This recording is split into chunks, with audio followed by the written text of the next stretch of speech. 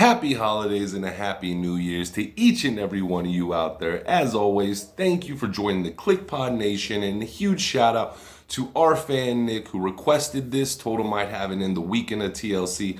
Unfortunately, some things came up. We couldn't get to it then, but Nick, guess what? It's here now. With that being said, we are here for episode 2 of What Happened. Today, we are going to cover April 5th, 1993 episode of Monday Night Raw. So, initial thoughts after seeing it. It took me back. I enjoyed it, but at the same time, it reminded me of some things I couldn't stand about the WWE back when we called it the WWF. So, our show starts out with Vince McMahon and Macho Man on commentary. The first thing you'll realize is this is actually the day after WrestleMania 9 at the Caesars Palace, where Bret Hart ultimately gets screwed. Hulk Hogan, as he always does, comes down, gets a BS impromptu match versus Yokozuna. Next thing you know, he's walking out champion. But we're not here to talk about WrestleMania 9. What we are here to talk about is Monday Night Raw. So very first match of the night is Virgil versus Bam Bam Bigelow. I absolutely love Bam Bam Bigelow. If you have never seen Bam Bam Bigelow wrestle, go back and do yourselves a favor. This is one... Honestly, Bam Bam and Samoa Joe's have a lot of similarities to me. Both big guys that I think are agile, can move and do many different things that a lot of guys their size shouldn't be able to do. So with that being said, Bam Bam is absolutely dominant in this match. There are points where Virgil attempts to get his comeback with a couple of big moves, high-flying moves for the time. Keep in mind, I'm talking about clothesline off the top rope, missile drop kick, things of those natures. So Virgil definitely puts up a good fight. But Bam Bam Bigelow walks away victorious with a headbutt off the top rope. 1, 2, 3, Bam Bam victorious. Gotta say, the match definitely had some points in it where it just kind of slowed down a little too much for my liking. But overall, I'd say out of 5 stars, I'd probably give this a 1.5 to 2 stars. I did personally enjoy this match. If you guys haven't seen Bam Bam wrestle, or you're a fan of Bam Bam, just go back and watch this match because it will give you just a little sneak peek and decide who this man really was. Then we come back from a commercial break and we have a unique ring girl. Let's just say the WWE was ahead of times when it came to the positive body movement. We'll just leave it at that. It was very interesting. Actually, coming back, it just threw me off guard. Then we get Jerry the King Lawler coming down for a match. And in typical Jerry the heel fashion, he gets the crowd riled up. If you've never seen a Jerry the King Lawler match, when he was truly a wrestler, getting into the WWE career things, man, the chant the crowd would always do was Burger King out to him. And you could just see how much this would get to Jerry the King. And for me, I think this is one of the things that makes the King so underrated when you think of great wrestlers from the past, is how great he played out his heel persona. Getting the fans so riled up that the whole auditorium is screaming Burger King at him. Then he shows his frustration and threatens them. If they keep it up, he's going to leave. So lo and behold, does the fan stop? No. So Jerry the King turns around, walks away. Done very well. Guys, if you haven't seen Jerry the King as a heel, go back and watch his work. I'm telling you, you have so much of a newfound respect for this man. These are just some of those little things that we forget as time moves on in the wrestling industry. So then we move to Kimchi versus Bob Backlund. So the first thing that pops into my head when I see Kimchi is, like, Kamala gonna wrestle here? Because I don't know if some of you guys know, but he was actually a handler of Kamala at some point. But he's going against Bob Backlund. Initially, I thought this was going to be an instant squash match, but lo and behold, it actually wasn't. Bob Backlund comes out looking very energetic, showing his wrestling mind in the ring to start the match. That doesn't last too long. Kimchi gets the upper hand, and lo and behold, actually completely takes advantage of Bob Backlund. I mean, I don't want to call it dominance, but it is almost to the point of dominance of how this match went. So, absolutely stunning. In a typical Bob Backlund fashion, the end comes down to Kimchi whips Bob Backlund off the ropes. Bob comes back, Kimchi drops to his back so Bob can come back across to hit the other side. But as we all know, Bob Backlund was always a man who liked to use his in-ring knowledge. And what does he do? With Kimchi's legs up, he pins him back, bridge pin. How often do we see that in a male's match nowadays? Not too often, but we get the bridge pin. 1, 2, 3. Bob Backlund victorious. It's just watching this match just kind of blew me away. Because I guess you could say the most memorable moments for me with Bob Backlund are when he's going up against Bret Hart and their little feud. Things of that nature. Seeing Bob Backlund as a heel, but seeing Bob Backlund as the actual guy who's over in this situation just makes you appreciate more of how much Bob Backlund really did when he was in the ring. How smart he was. How really in-ring knowledgeable, and I'm just making up words now, in-ring knowledgeable he was to take advantage of anything his opponent allowed him to. So absolutely done well, especially for me thinking this was going to be a squash match and it turning out to be the furthest thing from. Really enjoyed this.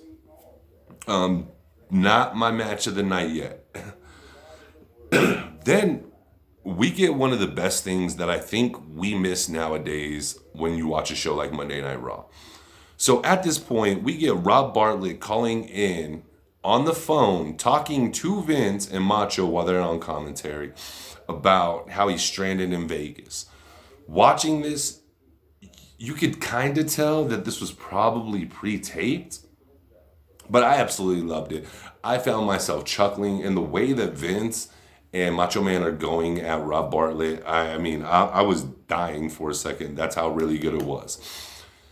Then we get to what was my most excited match,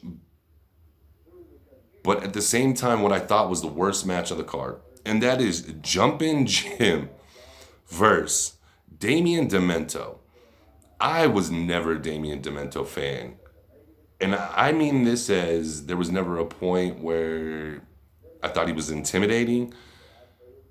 I thought anything about him, to be honest. I mean, his matches always, to me, when I was younger, regardless of who he was fighting, were just so blah. Always blah to me. And watching it tonight, the reason I say this is the most highly energized I was during any match on this card is I found myself rooting for Jumping Jim. Absolutely, hands down, getting sucked in and excited about seeing Jumping Jim win. And for Demento being the heel, the way he's portrayed right here is absolutely horrible because he's the one who gets dominated. Not only does he get dominated,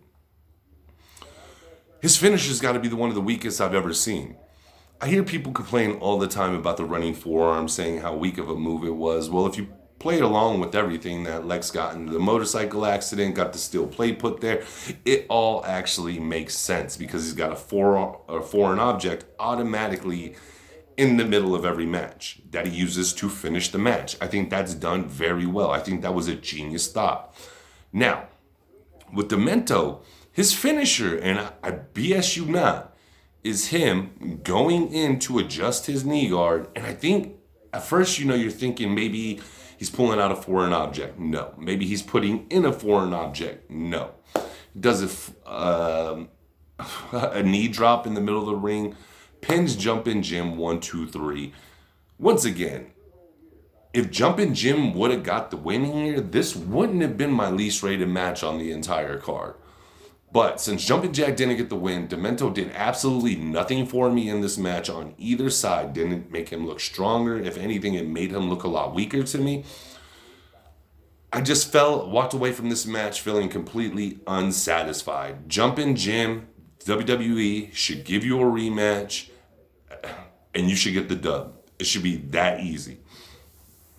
Then we move on to what is literally my match of the evening. And it's so crazy.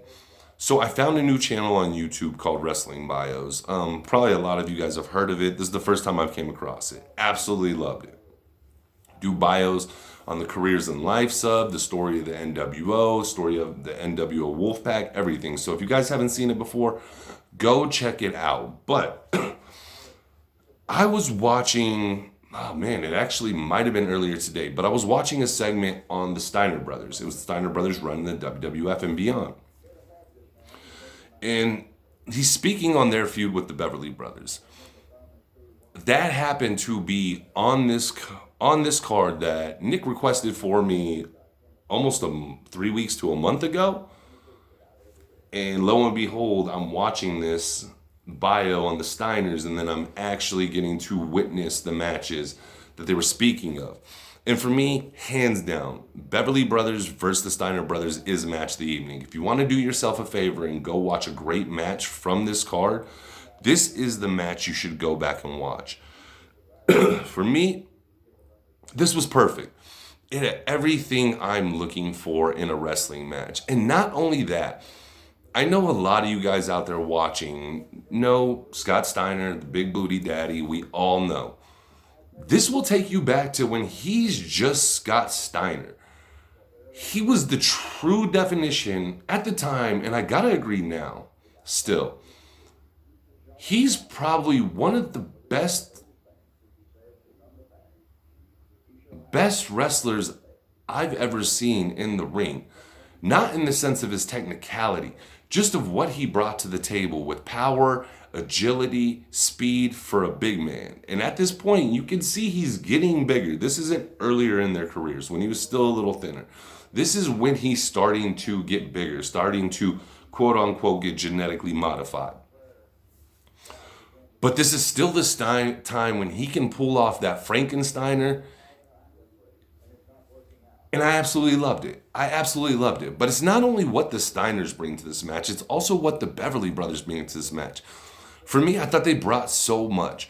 They brought the real heel tactics I like when Babyface used to have you in a headlock back in the day, and then the heel would look at the ref and be like, he's grabbing my hair. And the ref, kind of side with that heel saying, giving the warning, stop grabbing his hair. So we get that in this match. And Scott Steiner, being the face that he was, he placates to the crowd yelling back at him, ref, he wasn't pulling his hair. No, he wasn't. Absolutely love it. And I think these are the things that are missing in today's wrestling, is more of that fan involvement, more of those cheap, heelish tactics, or those babyface get the crowd involved to get the excitement in the arena building. So, excellent start for this. I mean, this is right off the bat. Not only that, both teams are so fundamentally sound in tag team wrestling. This reminds you of what tag team wrestling was. Actual double team moves. We're talking Scott Steiner laid out head and arms across the rope. One of the Beverlys grabs his legs. The other one comes running, jumps over the back for the middle of the back splash. Love these things. And that is what is missing today. Unfortunately, I didn't get to see enough of Rick Steiner in this match. That was the little bit of an issue I did have. I mean, early on, you see Rick briefly, but then it's just Scott with both Beverly Brothers. Genius heels tactics, keeping Scott to one side of the ring, putting in work. Double teaming him, quick tags, in and out, keep it going, keeping him exhausted. And Scott's just playing this perfectly. Every time he has an opening to go for the tag, he doesn't have the energy. But later into the match, a little over close to the end, we get the hot tag to Rick Steiner. Rick Steiner comes in on fire. Then we get what I actually think is a questionable tag. So I don't know if this is a clean win for the Steiners from what I've seen. And we're just going based off what I've seen. I'm pretty sure the WWE record books would have it as a clean win. For me, this isn't a clean win. We get Rick we're getting Rick sent out of the ring. While Rick's getting sent out the ring, Scott gives him a tag on the back. Not a problem. The problem I have with it is Rick's actually outside, halfway outside of the ring, and he tags his back, which is actually outside of the ropes. So once you're outside, that's not a legal tag. But anyways, we get the tag to Scott Steiner. He jumps in. Crazy as it sounds, you actually hear Vince McMahon stayed on there. The Beverly brother that's in the ring currently shouldn't be in there. Neither should Scott Steiner. So it's so funny that I'm thinking this in my head when I see the tag, and then Vince states the same exact things that I'm thinking. So anyways, we get the hot tag to Scott, or Scott gets the blind tag on the back. Scott goes ahead, gets in the ring. We get a Frankensteiner, and oh my God, this Frankensteiner was devastating. Like, the Beverly brother doesn't finish out the Frankensteiner, and it just looks like he goes boom, smack on his head, and just kind of falls at an awkward angle. With that being said, we get the pin 1, 2, 3. Steiner brothers walk away victorious. I was excited, man. Like, one of the things I miss so much from the Steiner brothers is seeing the dog-faced gremlin come in and just do, "Hoo, hoo." I remember being a little kid, man. I used to do that at my TV when he would get in, get me so hyped. And I knew as soon as Scott got in towards the end, we were going to see the Frankensteiner, and it was a wrap. And being a kid, God, I mean, really showing my age. In 93, I was 11 years old. So for me personally, Scott Steiner was one of the first people I was seeing doing a Hurricanrana, Frankenstein, or whatever you want to call it. So for me, it just blew my mind. Not only that, once again, when you see how big he is and still doing this, it just gives you that much more appreciation. Do yourself another favor and just go check out some old Steiner Brothers matches. And I don't mean when Scott was Big Papa Pump. I'm talking about when Scott had that sweet mullet flowing. They're coming now with their University of Michigan jackets, looking amazing. Absolutely loved it, guys. Go ahead, go check it out. Beverly Brothers versus the Steiner Brothers. They actually had a feud during here. Go check out these matches, guys. They were well done. I was very entertained. Really liked them a lot.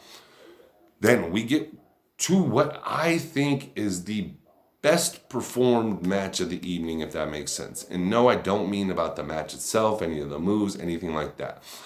Let's get to the match. So we get Jerry the King Lawler versus Jimmy Powers. Now, I was never a Jimmy Powers fan. For me, I'll be honest with you right now, he was like the super cheap dollar store version of the Ultimate Warrior. Similar body frame, just not as big, the long flowing brown hair. The only thing missing is the makeup. And I mean, even his pumping the crowd up, there's one point where he grabs the ropes and he starts to go like that, and you're just like, ugh, it's just cringeworthy to me. I understand he wasn't trying to be the Warrior, but honestly, watching that, it felt like he was replicating the Warrior. But my high note for the match is Jerry the King Lawler. Oh my God, does he play this so well. Typical heel fashion.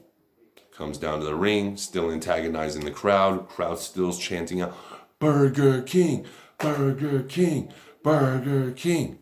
Phenomenal. Gets in the ring, starts telling the crowd off. Then the match proceeds. And he's doing what I figure most big-time heels should be doing at the start of a match. Typically, if you're facing somebody who's stronger than you, you should be getting overpowered. You should slide out of the ring, take a break, try to get your thoughts back. Everything A-okay. Then we get back in the ring. Jerry the King Lawler finally takes advantage. And this is what I love. You can hear Jerry in the ring telling Jimmy Powers, "Kiss my foot, kiss my foot. This is why I'm the king." Just going off. And I love this. Like, we get it now. But for me personally, watching what we get now on Monday, Friday, hell, even sometimes in AEW, even though I love AEW, it just feels like some of the things the heels say are just so generic they don't even believe it themselves. But when you see the King putting on this performance in the ring, absolutely phenomenal. Jerry the King walks away victorious after the pile drive, absolutely amazing. And then Jerry the King gets on the mic, not only starts confronting the crowd, starts confronting Macho Man Randy Savage. Macho's like, ooh, what do you want to do? What do you want to do, brother? Sorry, I know, horrible Macho Man, but he starts confronting the Macho Man. In perfect fashion, Vince McMahon cuts in to lead us up to the end of Monday Night Raw.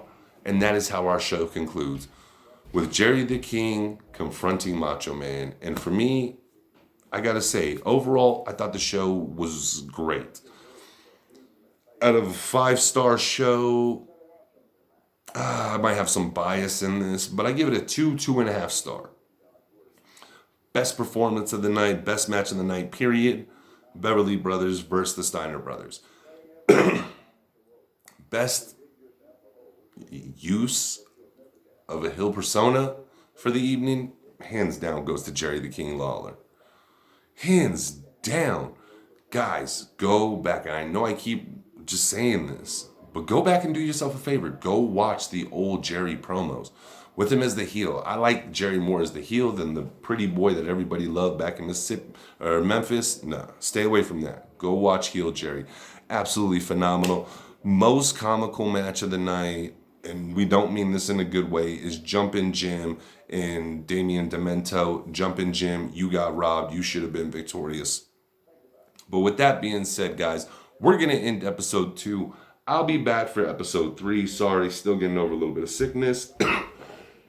But with that being said, go ahead and give us a follow on Twitter at TheLegend958 or at The Click Pod. On YouTube, like, subscribe, all that fun stuff. But until next time, guys, take care and Happy New Year's.